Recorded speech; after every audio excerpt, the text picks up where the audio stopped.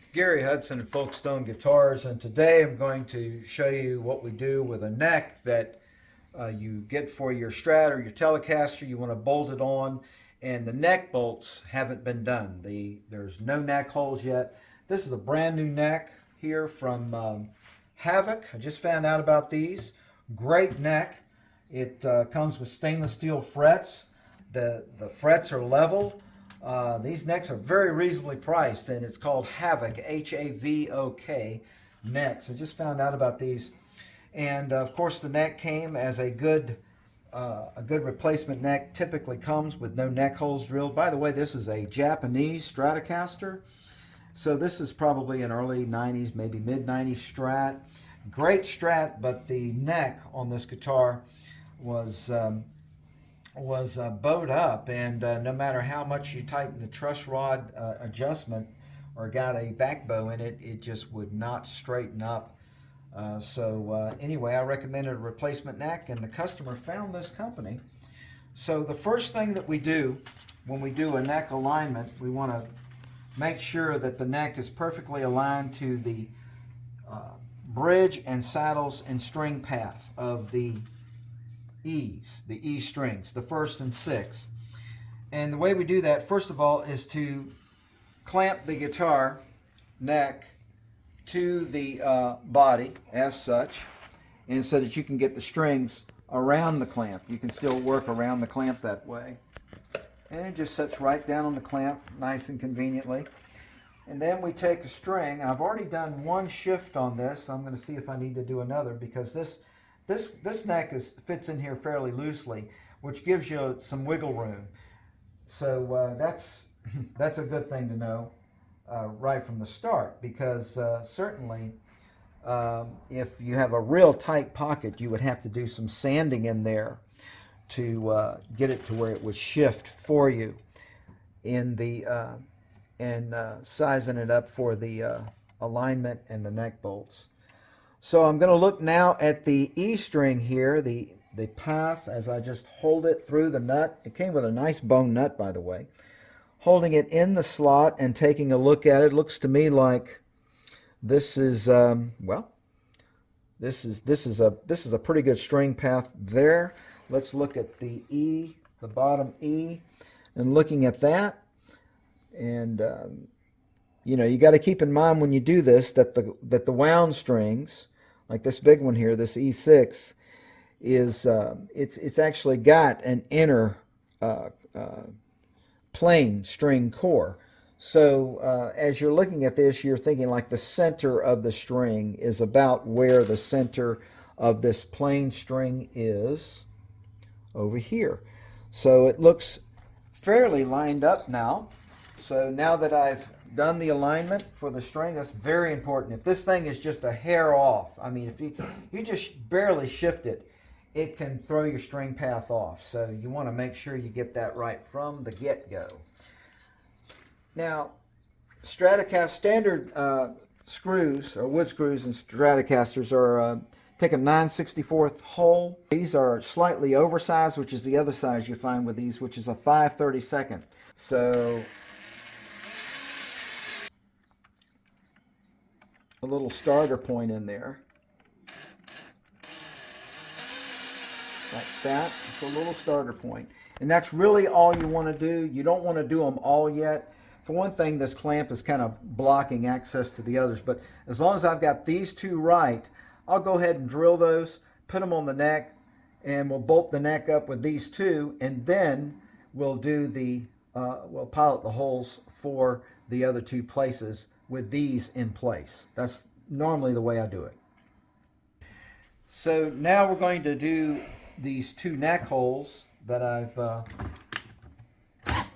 located there, piloted with my 5/32, and these are going to be done with a 9/64. Someone says, well, why don't you do this with a drill press? Yeah, you can do it with a drill press. I got one over there. But I really like using this handy little tool. It's quick, and I've actually had better results with this thing as a drill guide sometimes than with an actual drill press. So just put it right through the 9/64. And with this one, when it bottoms out, it's there. You can see the distance I have, and then just go up to the neck like this. The distance I have, it shows that I'm not going to be drilling into the fingerboard anytime soon, doing it this way. So I'm going to go down this way this time. Just hold it flush. Keeps your drill bit nice and straight going in there. So got my number 2 Phillips ready to go. And so this time we're just going to mount 2 screws with the plate. All right. All right. These 2 is the holes I drilled. And with the least amount of torque on your drill,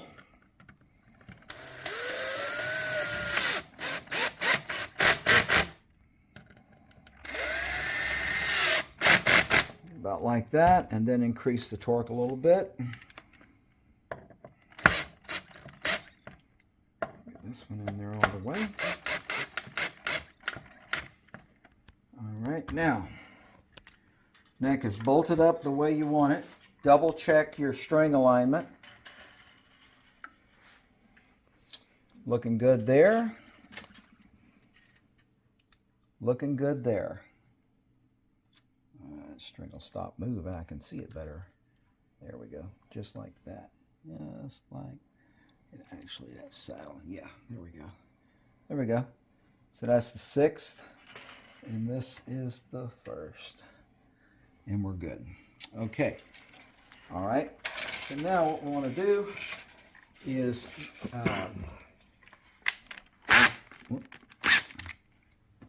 go back to my 5/32 drill bit here, and now make myself these holes. And now we're ready. All right, so we're ready to mount this neck now, and I've done the other 2 neck holes with the 964.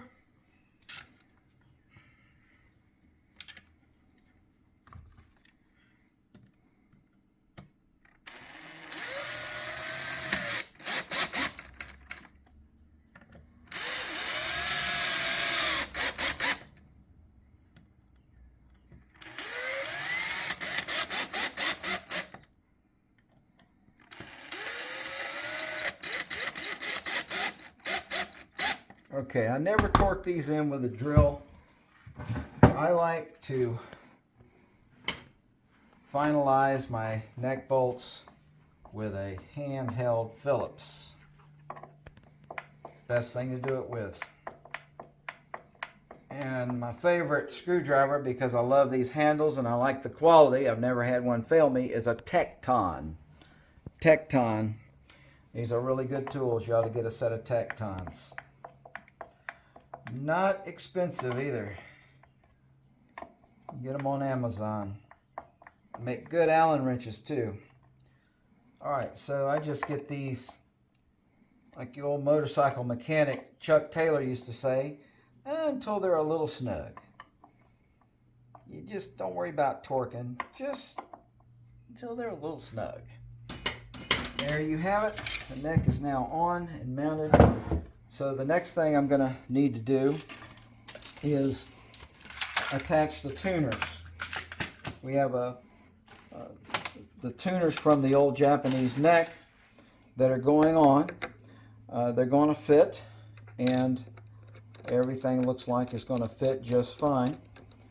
So to get these properly lined up, what we do here is, and they're always 10 millimeter, I mean just it's almost every tuner in existence has a, if it has a nut on the top, a sleeve nut like these have, It's going to be 10 millimeter almost every time. You can count on that one. So I'm going to finish putting these on. So you got to get them all in because you got to line these up. And before you get them all on, there's one thing you got to do. That's going to be your set screw hole right there on the back side. So you want to find your drill bit that fits that hole perfectly. That one's a little too large. A 5/32. So, yeah, that's it.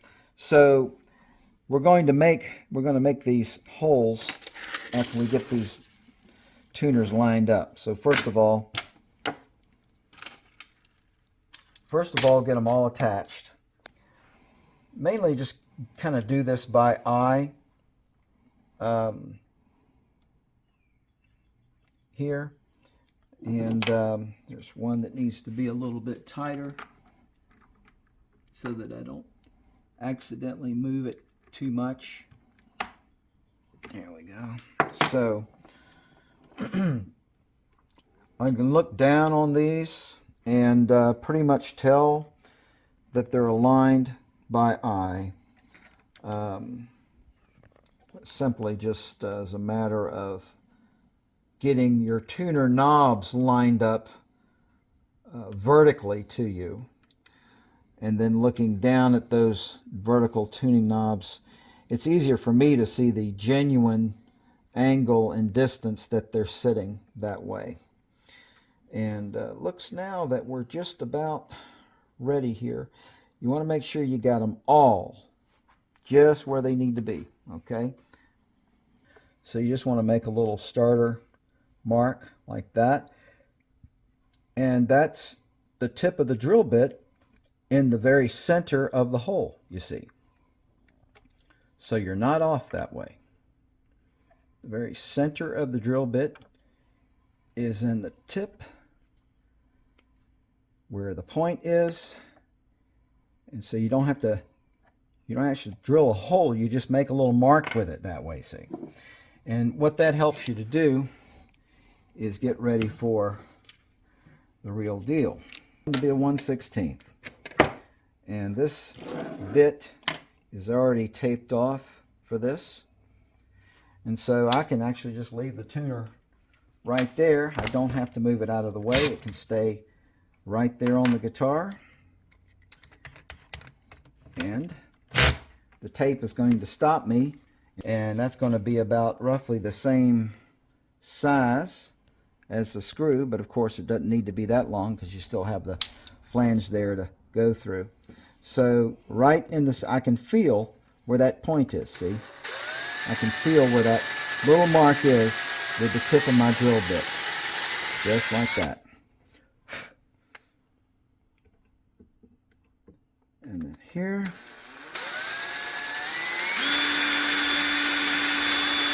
Okay. Yep.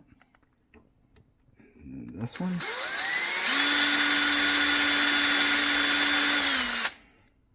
Got some soap here, and you want to always soap your screws when putting them back in.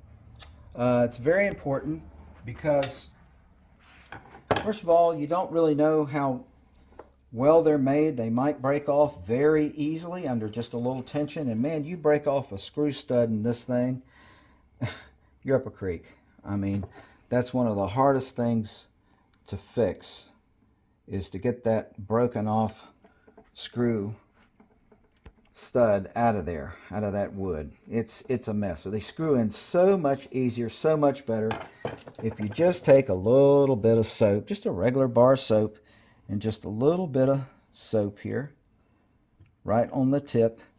I don't know if you've ever taken a neck off of a Mexican Fender Strat, but if you take the neck off, a lot of times on the neck bolts from that factory Mexican Strat or Telly, you will see soap where they soap the neck bolts going into the guitar.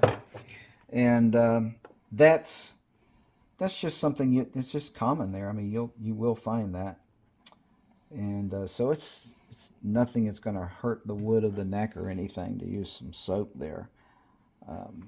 But man, to have that thing go in there that well, I mean, with just a little bit of soap. So the tuners are there now. So they're in and they're lined up. And what I want to do next is tighten them a little bit. And again, just a little snug. Now this is one thing you definitely don't want to go too tight on, are these nuts. And when I say just a little snug, I mean just barely. Because that's a new finish. That's a fairly thick finish. It could still be curing. And in that case, I don't want to go too hard on these because they can actually just kind of sink into a finish cure. And this is especially true on Gibson Les Pauls, brand new Les Pauls. They got that new lacquer on that black headstock face. And you go to tighten these things. I have customers bring in Les Pauls. They've tightened these nuts too much. And I mean, you can actually see where it looks like the finish is getting pooled around the washer. You know, it looks like it's just like splashed into it, which it kind of has. But anyway, notice we don't have any string trees yet. That's what we're going to do with these two babies here that came off that Japanese fender neck. But I think we're only going to need one in this case for the first and second plain strings. And now we have the finished product. Neck set went real well. And as you can see, it's straight down the line. So the other thing that I had to do to this was take down these grooves so the nut wasn't, you know, it wasn't slotted all the way down, which allows you to sort of customize your own slots, which I like. So the slot depth there you can do pretty much on your own. And I put in one of the string trees from the other neck. It had two. This one only needs one. Nice roller tree there. These are really great necks. I'm going to be telling more people about these Havoc necks, man, because wow. I mean, it's got a 9.5 radius. It's a rosewood fingerboard. Really a great neck. Get a little better look at it this way. Look at the whole neck. I got the tuners in there. Everything set up, tightened up, and snug. Thank you for watching.